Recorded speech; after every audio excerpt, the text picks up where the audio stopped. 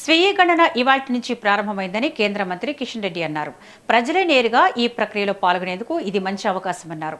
స్వీయ గణన వల్ల ఒక ఐడి జనరేట్ అవుతుందన్నారు. ఆ తర్వాత ఎన్యూమరేటర్ వచ్చి ఫైనల్ సబ్మిషన్ అవుతుందన్నారు. 16 ఏళ్ల తర్వాత ఈ ప్రక్రియ జరుగుతుందన్నారు.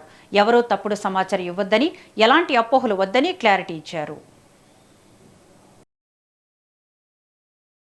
భారతదేశము ప్రధానమంత్రి గారు అంటూ ఉంటారు, మదర్ ఆఫ్ డెమోక్రసీ. అటువంటి ప్రజాస్వామిక దేశంలో అనేక భాషలు, అనేక మతాలు, అనేక కులాలు, అనేక ప్రాంతాలు కలిగి ఉన్నటువంటి మన దేశంలో అందరికీ ఒక సమగ్రమైనటువంటి దేశం గురించి, దేశ స్వరూపం గురించి, మనతో పాటు యావత్ ప్రపంచానికి మన దేశం యొక్క విశిష్టత తెలియజేసేటువంటి గొప్ప కార్యక్రమము జనాభా సేకరణ. ఈ జనాభా సేకరణ ద్వారానే భారతదేశం యొక్క పూర్తిగా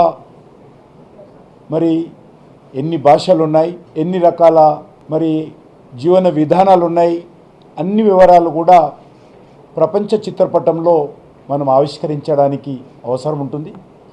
అటువంటి గొప్ప అవకాశము జనగణన ద్వారా జరుగుతూ ఉంది.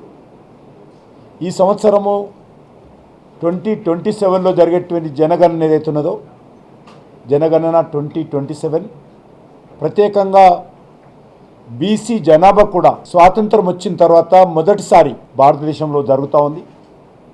నెంబర్ 1. నెంబర్ 2, తెలంగాణ రాష్ట్రం ఏర్పడిన తర్వాత మొట్టమొదటి జనగణన ఇప్పుడు జరుగుతూ ఉందనే విషయాన్ని ఈ సందర్భంగా మనవి చేస్తున్నాను.